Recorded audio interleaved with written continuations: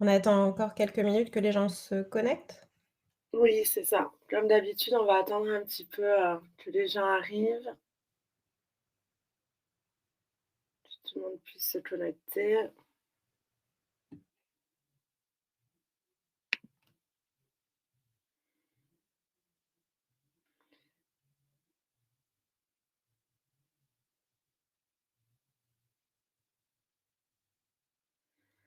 Bon, je vois qu'il y en a qui sont déjà bien habitués et qui ont pris en main, du coup, l'espace, chat que vous avez en bas à droite de votre écran et qui vous permet, du coup, d'interagir, directement, avec nous au fur et à mesure du webinaire. Donc, comme pour les précédents webinaires, ce qu'on vous propose, c'est de vous faire une présentation, autour de la thématique de l'accès aux soins somatiques et de la vie affective et sexuelle, comment la favoriser grâce à la solution Amikéo. Au fur et à mesure de la présentation, vous pouvez noter dans le chat les questions ou les remarques que ça évoque et puis à la fin, de la présentation, on prendra un temps pour pouvoir, répondre à toutes, vos questions.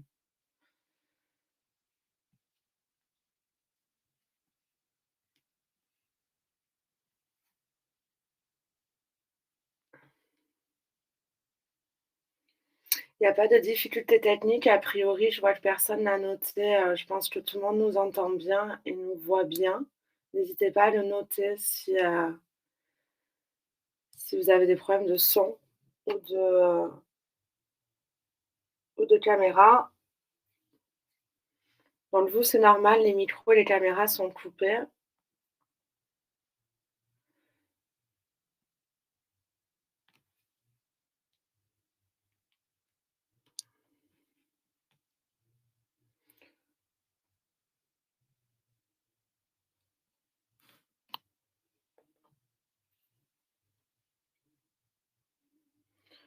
10h35, je pense que je vais peut-être, commencer, hein? Ça vous va?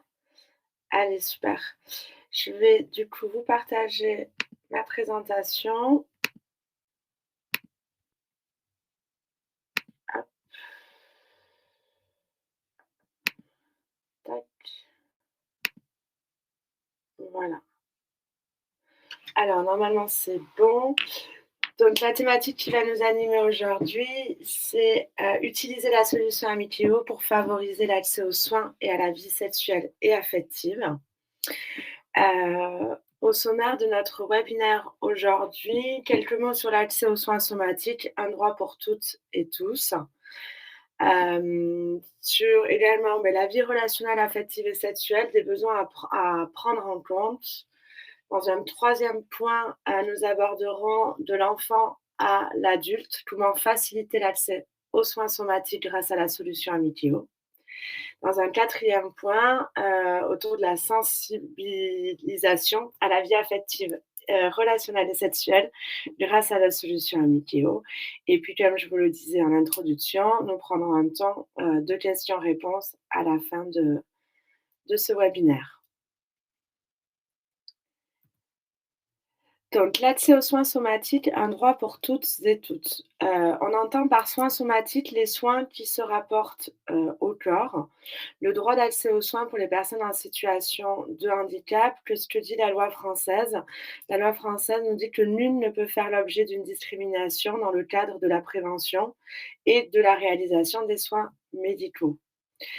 Un droit qui est réaffirmé au fil des années dans chacune des grandes lois sur le handicap, dans la loi de 2002 rénovant l'action sociale et médico-sociale, il est précisé que toute personne a le droit de recevoir des soins visant à soulager sa douleur. Celle-ci doit être, en toutes circonstances prévenue, évaluée, prise en compte et traitée. À nouveau réaffirmé dans la loi de 2005 sur l'égalité des droits et des chances, sur la participation à la citoyenneté des personnes handicapées. Et puis, et enfin lors du rapport de Pascal Jacob, remis en 2013 sur l'accès aux soins et à la santé des personnes en situation de handicap. Une des chartes aussi, issues de ces lois, notamment la charte des droits et des libertés de la personne accueillie en établissement. qui a pour objectif de développer les droits des usagers fréquentant les établissements et les services sociaux et médico-sociaux. Comme je vous le disais, il a été précisé que toute personne a le droit de recevoir des soins visant à soulager, sa douleur. Il lui est également garanti le droit à la protection, le droit à la sécurité, y compris sanitaire et alimentaire, le droit à la santé et aux soins, le droit à un suivi médical adapté. Issu du rapport, de Pascal Jacob, qui est président de l'association Handidactique, qui s'était vu confier une mission sur l'accompagnement, des besoins en soins des personnes touchées par un handicap sévère. Il a remis son rapport en 2012. Ce rapport révèle qu'au-delà des obstacles géographiques, d'un rationnement par la file d'attente et de renoncement aux soins pour des raisons financières, on constate aujourd'hui d'une manière générale que les professionnels de santé n'ont pas été préparés à accueillir et à prendre en charge les personnes en situation de handicap dans leur spécificité. Ce rapport a donné lieu à une charte avec 12 recommandations pour un meilleur accès aux soins, la charte de Romain, Jacob, qui est née donc de la volonté d'améliorer, l'accès aux soins des personnes vivant avec un handicap. Elle a été réalisée suite à une série de réunions impliquant des personnes donc en situation de handicap, mais également des soignants, des représentants, de l'administration. Et on retrouve dans cette charte, du coup, 12 grands principes qui s'imposent comme un véritable guide éthique de l'accès aux soins des personnes vivant avec un handicap.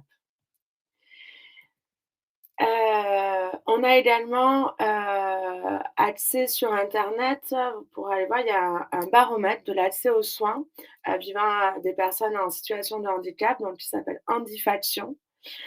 Le baromètre a été conçu également par l'association Handidactique, et il sert aussi à évaluer, la charte, de Romain Jacob.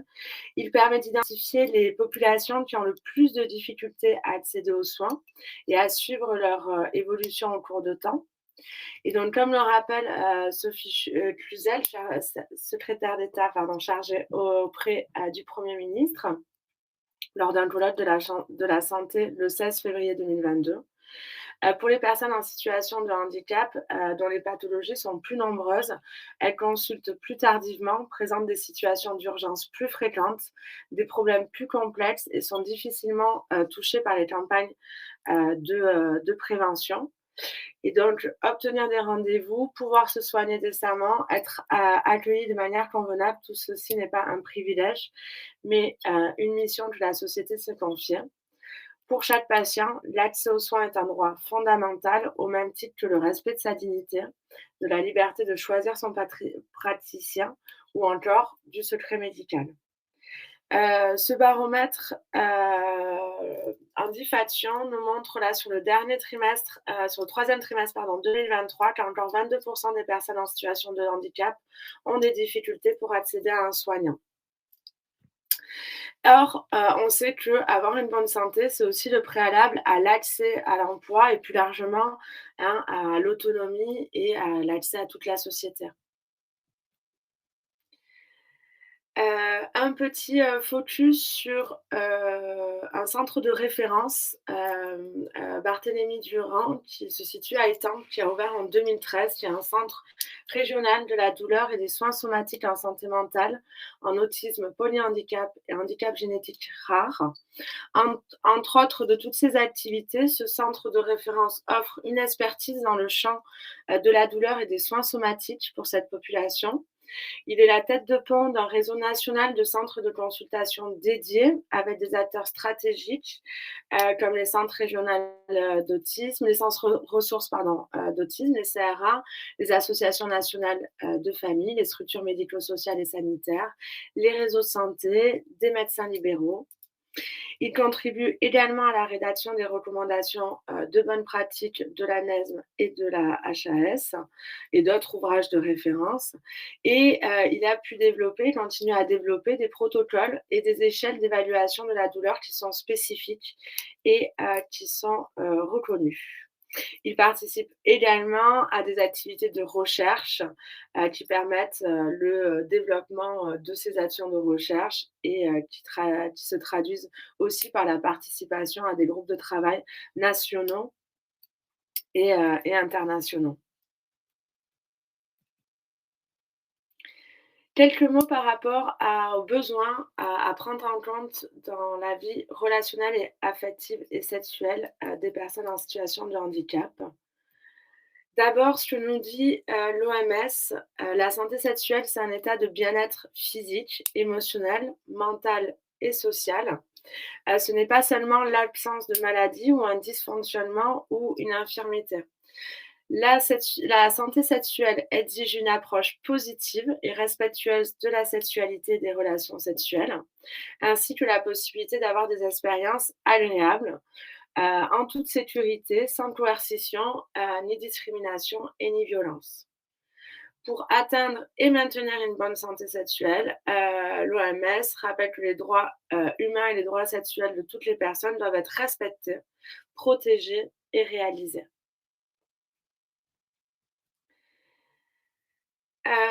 Pour cela,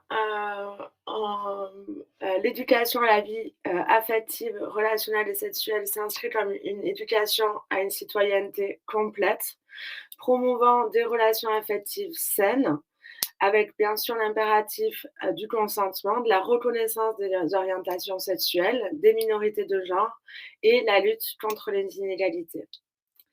Les personnes en situation de handicap ont aussi droit à une vie intime, affective et sexuelle comme tout un chacun.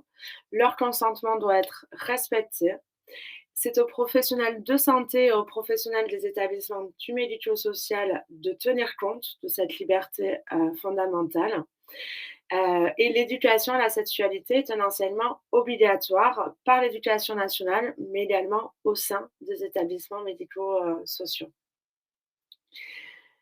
Donc une fois qu'on a pu voir, un petit peu à quoi correspondent, les soins somatiques, et les droits en termes de vie affective, relationnelle et sexuelle, heu, ici on va voir de l'enfant à l'adulte comment faciliter l'accès aux soins somatiques grâce à la solution Amikio.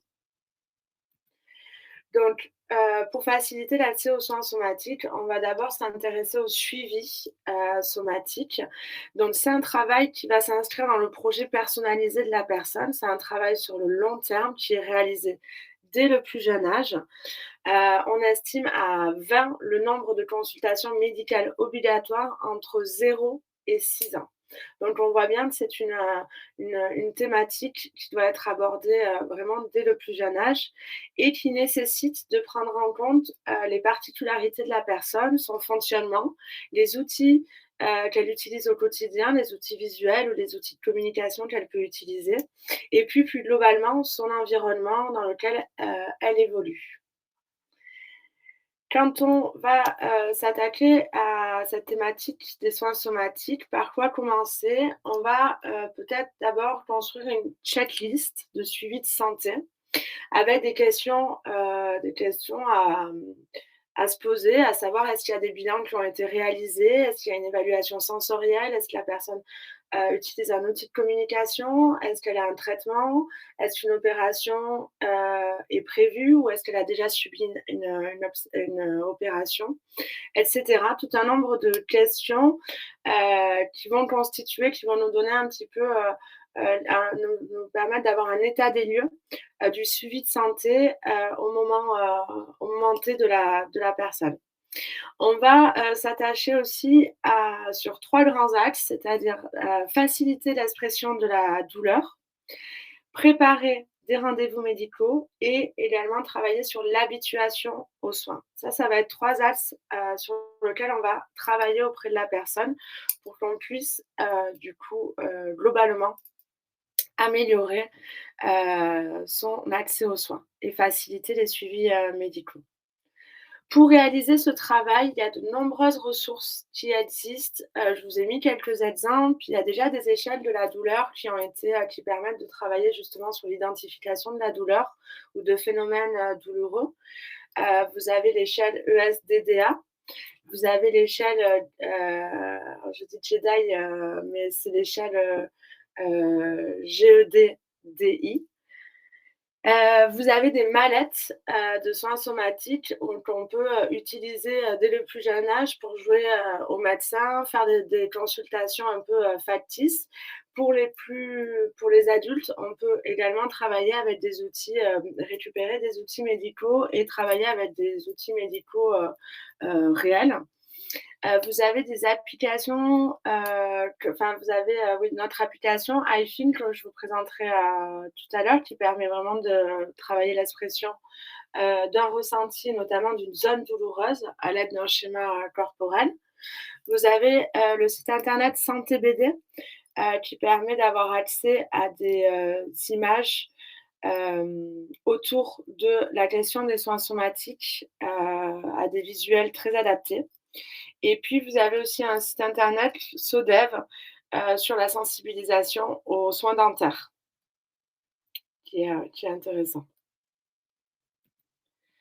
Donc dans la solution Amikeo, pour rappel, notre solution propose 2 types d'applications qui se complètent. Des applications d'apprentissage, qui sont au nombre de 4, qui permettent de développer des compétences cognitives nécessaires après l'acquisition des compétences d'autonomie.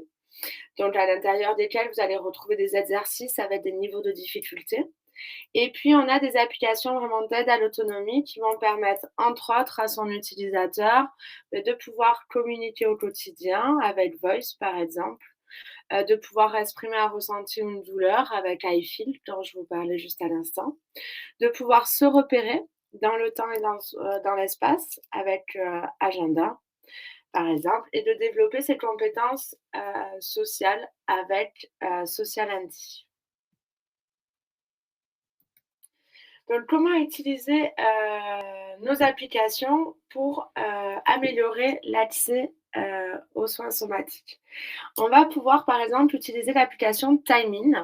Grâce à cette application, la personne va améliorer son suivi médical en apprenant à attendre de manière adaptée dans une salle d'attente médicale avant un rendez-vous, par exemple, à gérer son comportement dans un temps donné, comme lors d'une visite chez le dentiste, par exemple, où il faut maintenir un comportement, par exemple la bouche ouverte pendant un certain temps, et percevoir la durée et anticiper la fin d'une activité plaisante ou déplaisante.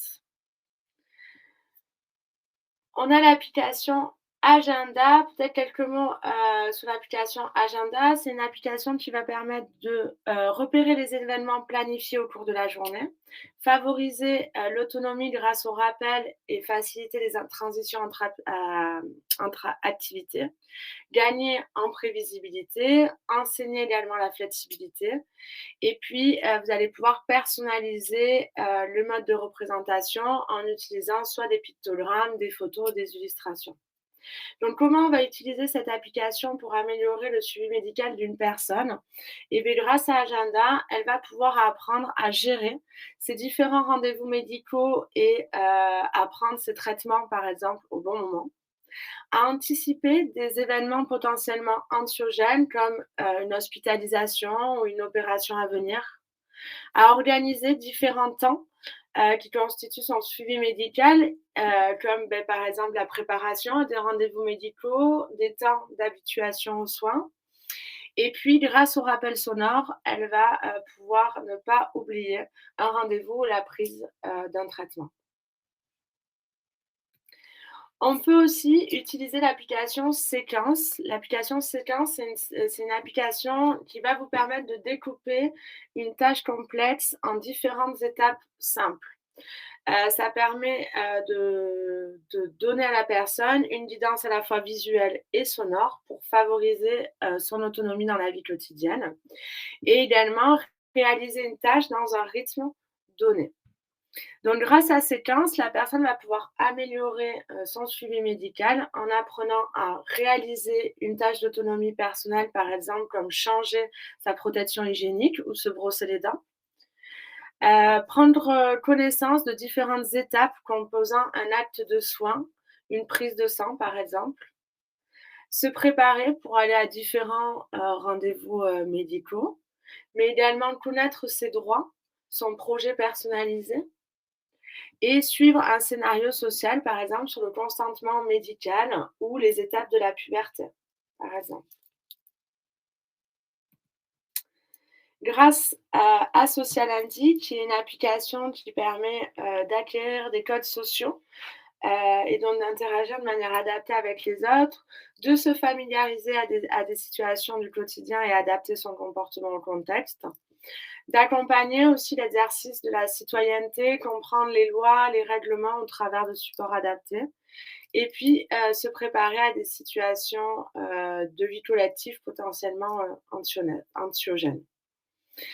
Donc par rapport au suivi médical, Social Andy va apporter à la personne, va lui permettre, de comprendre, de développer des comportements autour de la bonne hygiène de vie, ce qui est important. Combien de litres d'eau, par exemple, je dois boire par jour, pourquoi je dois faire de l'exercice physique et cetera. Développer des comportements adaptés, notamment lors des consultations médicales. Devenir, un ou une citoyenne à part entière en prenant connaissance de ses droits et de ses devoirs, notamment là en matière de santé. Et puis être sensibilisé au déroulement de consultations médicales spécifiques, au sommeil, à l'hygiène alimentaire et cetera.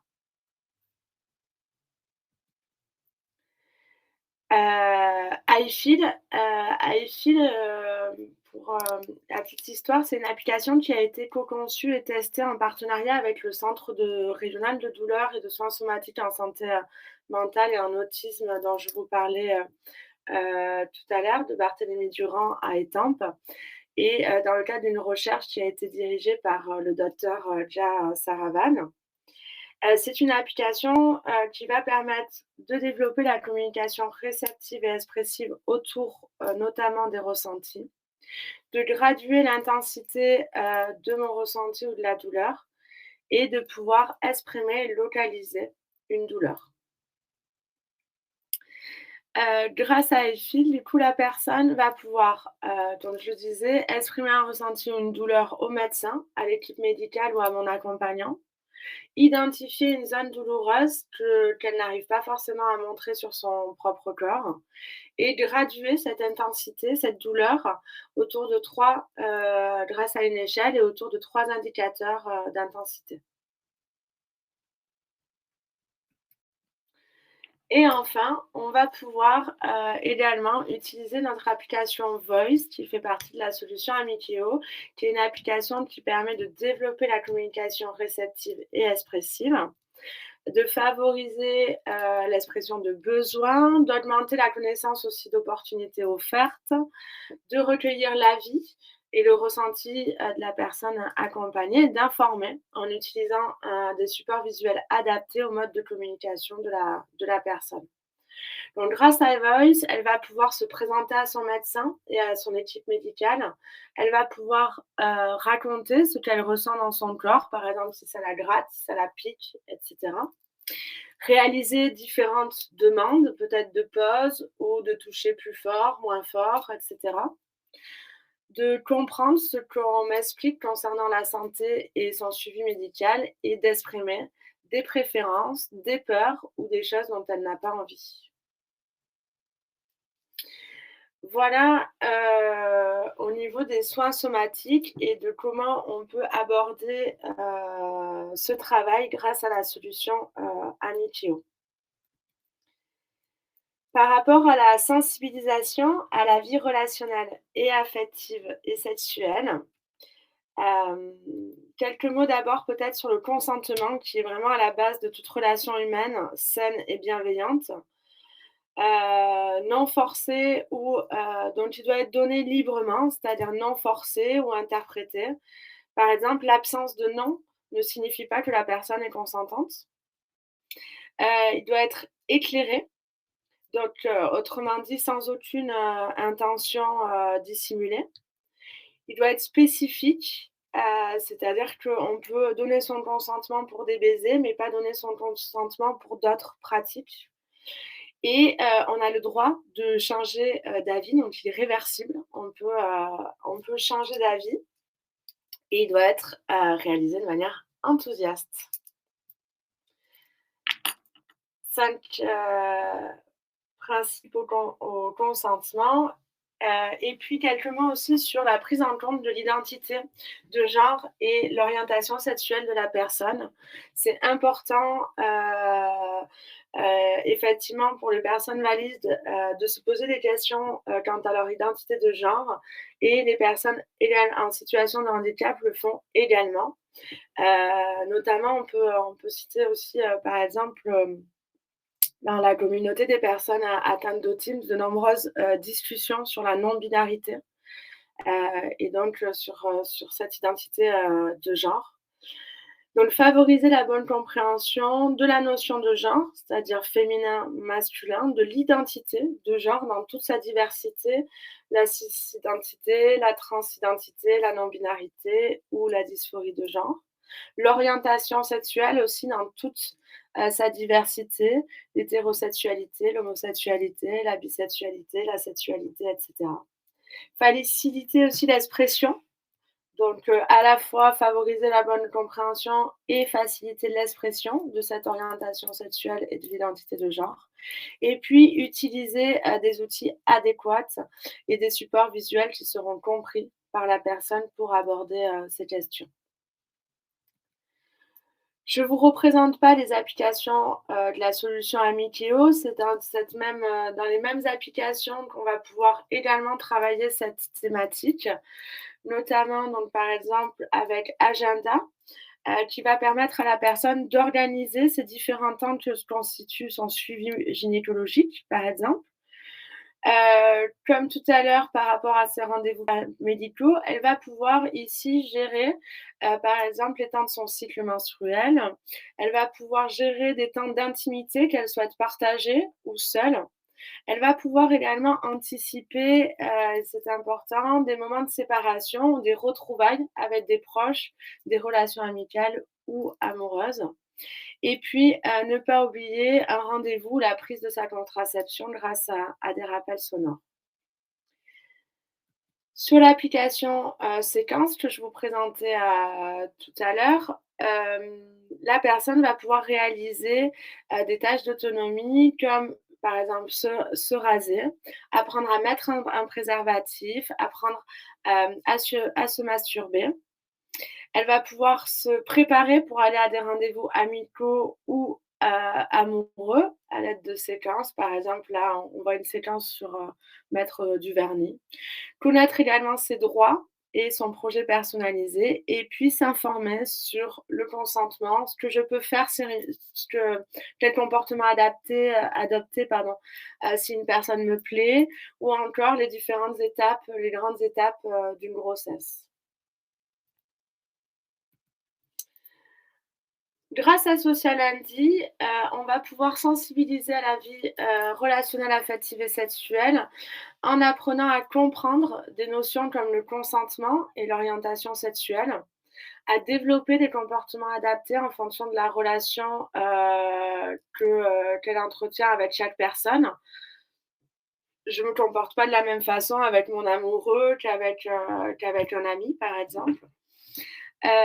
Devenir aussi une citoyenne à part entière en prenant connaissance de ses droits et ses devoirs en matière de sexualité et puis être sensibilisée à la fois, aux dangers des réseaux sociaux, à l'harcèlement, aux images, aux films pornographiques et cetera. Et enfin, grâce à Voice, donc notre application de, communication, la personne va pouvoir exprimer ses envies, ses sentiments, comprendre aussi les envies, les besoins, et les sentiments des autres, me présenter à ceux qui partagent mon environnement, de vie.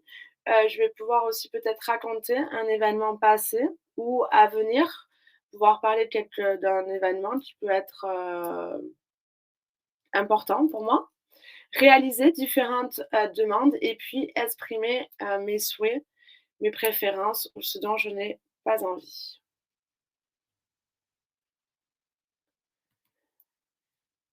Voilà pour la présentation. Je me permets de rappeler que, du coup, dans les diapositives, les contenus qui vous sont présentés dans les différentes applications, c'est des contenus qu'on crée, tous les mois par thématique et que vous allez pouvoir retrouver sur le cloud, sur la bibliothèque, publique.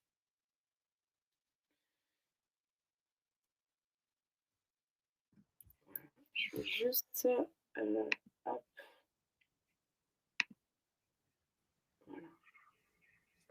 peut-être mettre comme ça pour voir un petit peu pour vous voir. On a une première question, Amélie. Oui. Damien Langrand qui demande si les séquences sur le rasage, mettre un préservatif, la masturbation masculine et féminine, etc., dont tu as parlé, sont déjà créées. Alors, Donc, il y en a une partie, oui, qui a été c'est ça, créée dans les contenus mensuels du mois de c'était septembre ou octobre, je crois. tout Et à fait. voilà. Il y en a une partie qui est dans les contenus publics et il y en a certaines qui ont été conçues par des établissements aussi. En particulier, je pense à un séquentiel sur la masturbation donc voilà, si vous en avez, le besoin, on peut, tout à fait vous le partager. L'application Amikeo est-elle payante? Alors oui, elle l'est. Tout dépend en fait si vous êtes une famille ou un établissement, c'est pas exactement les mêmes, types de fonctionnement pour s'abonner. Donc du coup, dans ce cas, voilà, si vous avez des questions plus précises, n'hésitez pas à nous contacter. Vous pouvez nous contacter en nous envoyant un mail à contact@officiel.com ou vous pouvez nous appeler au 09 72 39 44 44 ou bien vous pouvez aussi consulter notre site. Vous aurez, pas mal d'informations. Je vous le remets ici.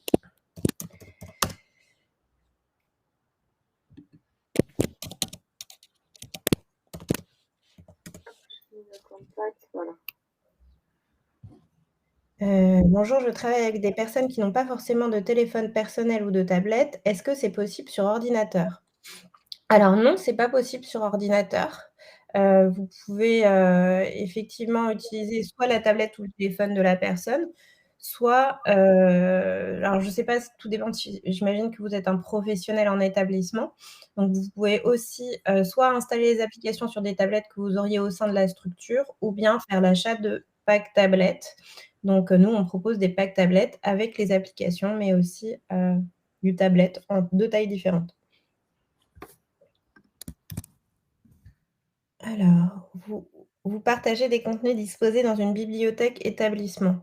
Donc non, on ne partage pas des contenus qui appartiennent à la bibliothèque d'un établissement sans l'accord de l'établissement. Donc s'il y a effectivement, une séquence, par exemple, qui pourrait, intéresser, un autre établissement, bah, dans ce cas, on demande l'accord à l'établissement qui l'a créé pour pouvoir la partager.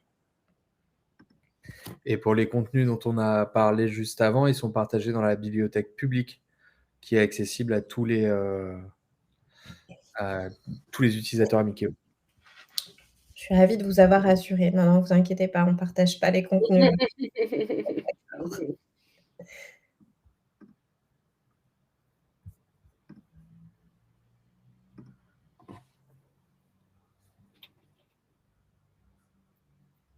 Est-ce qu'il y a d'autres questions? J'espère que c'était clair, qu'on a pu, amener. Où se trouvent les replays? Alors peut-être, Titouan, je te laisse, Les replays, vous pouvez les trouver sur YouTube. Il y a je vais vous partager le lien. Il y a une playlist sur la chaîne d'Auticiel qui regroupe tous nos webinaires. Vous pouvez également les retrouver sur le blog d'Auticiel qui est accessible via le site auticiel.com où ils sont également tous répertoriés. Et dès que je retrouve la playlist, je vous la partage dans le chat. les contenus disponibles sur le cloud, en fait, ils sont sous forme de contenus Auticiel, c'est-à-dire qu'ils sont soit sous forme de séquences, soit sous forme de pictos, enfin d'images si vous voulez, avec le texte et le son. Et donc du coup, vous allez effectivement alors, ils sont représentés parfois par des photos, parfois par des pictogrammes, parfois par des images. Avez-vous une liste de séquentiels non partagés? Comment avoir connaissance de leur existence? Alors nous, on n'a pas de liste de séquentiels non partagés et dans ce cas, vous pouvez, en nous envoyant un mail à formation@auticiel.com, nous faire la demande ou en tout cas nous signifier, votre besoin et nous, soit on vous répondra effectivement qu'on va faire la demande à un autre établissement qui aurait déjà créé la séquence pour savoir s'ils veulent bien le partager ou bien, on pourra concevoir, nous, ces contenus, lors d'une prochaine thématique puisque comme le disait Amélie, en fait, on propose des contenus thématiques chaque mois.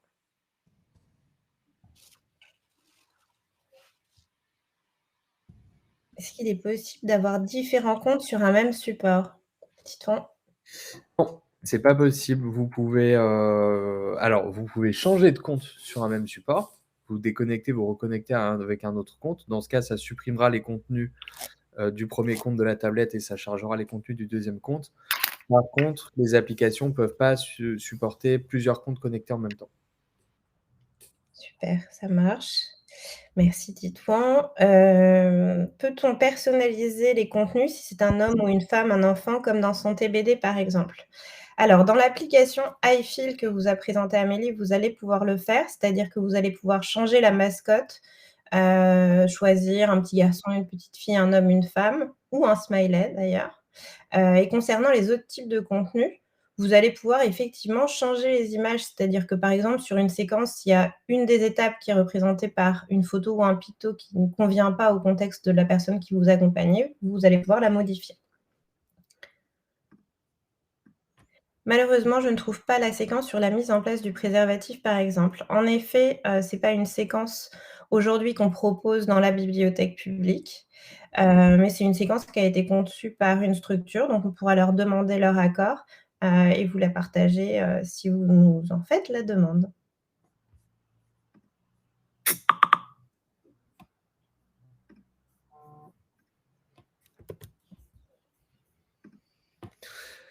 Alors, peut-on personnaliser si c'est un homme ou une femme, un enfant? Comme dans Santé BD, par exemple? Et j'ai répondu du coup, à la question juste avant, disons, c'est pas grave. Désolé. Non, non, il y a pas de souci. Les séquences. Je l'ai pas pris dans le bon ordre, c'est ma faute. Alors, je vois qu'il y a encore quelqu'un qui est en train d'écrire.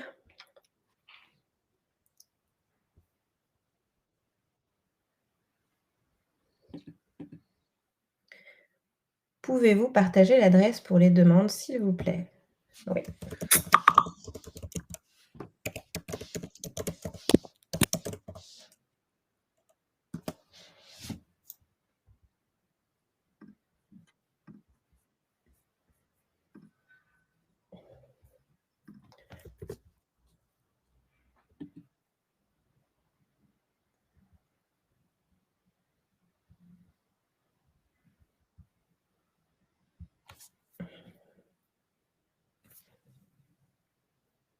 Je vous en prie.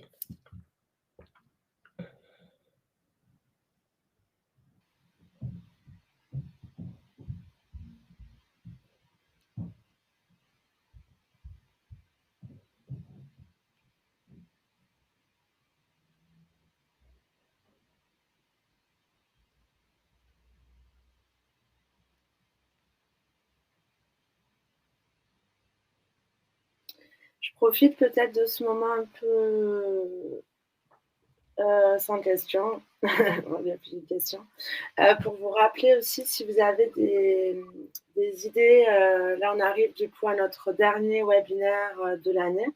Donc si vous avez des idées ou des envies qu'on aborde certaines thématiques, je pense notamment aux familles et aux professionnels qui sont déjà équipés de la solution et qui auraient besoin d'aide sur, ou en tout cas des pistes de réflexion sur la mise en place de la solution autour de thématiques spécifiques. N'hésitez pas à nous les partager, du coup on les prendra en compte pour 2024, puisqu'on continuera à proposer ces temps d'échange avec vous. Voilà, je laisse reprendre les questions. Alors, y a-t-il des démonstrations de l'appli? Alors oui, effectivement, il est possible qu'on vous fasse une démo des applications. Dans ce cas, de la même manière, vous pouvez nous envoyer une demande à contact@auticiel.com et dans ce cas, on organisera une visio et on pourra vous faire une présentation, des différentes applications et de la solution.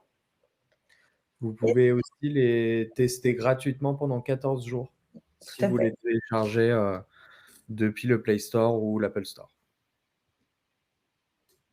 Y a-t-il un flyer sur le contenu de la formation? Comment un professionnel peut-il accompagner?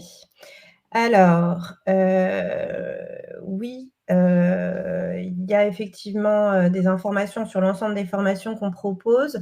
Je vais vous mettre le lien vers notre site, vous pourrez Ouais. avoir le détail et si jamais vous avez une question, n'hésitez pas à revenir vers nous.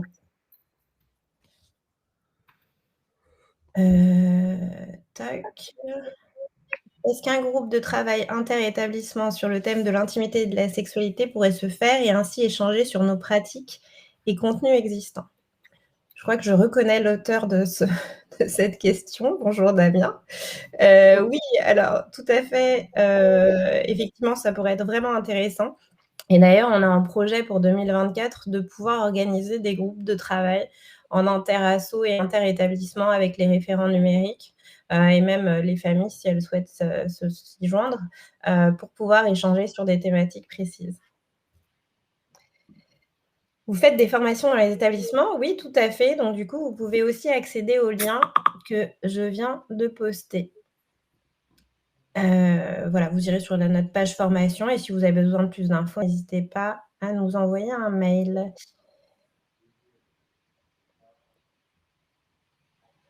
Bonjour, je suis professionnelle sur un établissement et je trouverais intéressant que l'on puisse aborder la transposition de l'emploi du temps papier à l'emploi du temps tablette. J'imagine que vous voulez dire comme thématique d'un prochain Oui, webinaire. ouais. Très bien, c'est noté. Merci beaucoup pour, votre proposition. Ça pourrait effectivement s'intégrer dans une thématique plus globale. C'est sûr que, dans le cadre des formations et des actions de supervision, on aborde ce point, quand c'est le cas. Y a-t-il des séquences avec les droits en termes de vie affective et dans les structures? Alors, nous, on n'en a pas créé, donc du coup, moi, ce que je vous propose, c'est qu'on le note peut-être pour, un prochain contenu thématique, mais effectivement, ça pourrait être, très intéressant.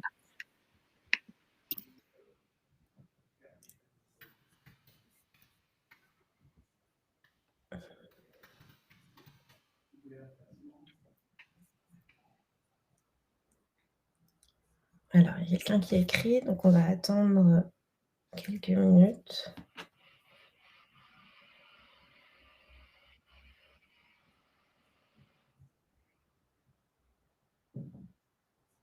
Merci beaucoup. Il y a quelqu'un dans le chat qui donne aussi, quelques, informations, sur, des sites sur lesquels vous pouvez trouver des illustrations sur la thématique.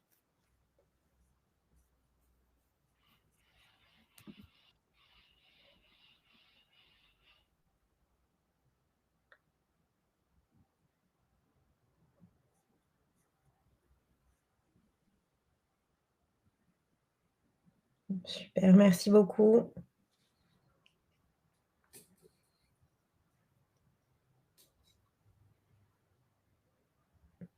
Peut-être attendre quelques minutes pour voir s'il y a d'autres questions.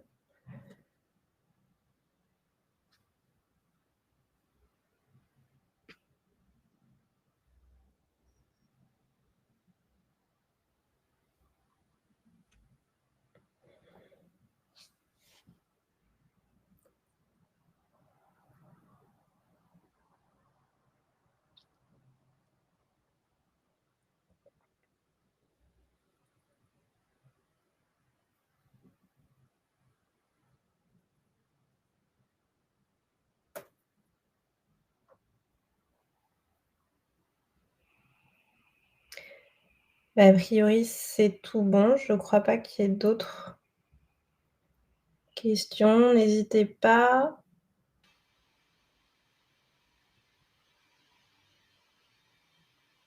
OK. Bah, écoutez, très bien. Ah, le replay est déjà mis? Point d'interrogation. Non, il faut que ça se termine avant qu'on mette le replay. Mais dès que c'est fini, on le met. Dans la journée. Ouais. Vous allez pouvoir accéder aussi au replay des autres webinaires thématiques qu'on a pu aborder jusque-là.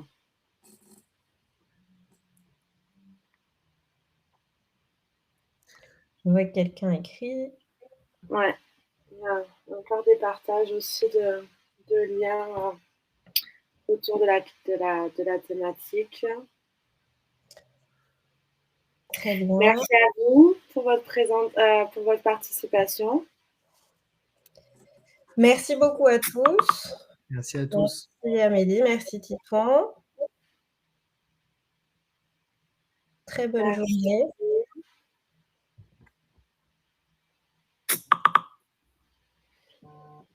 Du coup, on vous rappelle que voilà, merci beaucoup. Notre prochain rendez-vous, donc ça sera sûrement sur le mois de mars 2024. Voilà, on vous laisse finir l'année, passer de belles fêtes, un peu en avance, mais et puis on se retrouve l'année prochaine pour une autre série de webinaires thématiques. Merci à tous pour votre participation. Merci beaucoup à tous. Très bonne journée. Bonne journée, au revoir. Au revoir.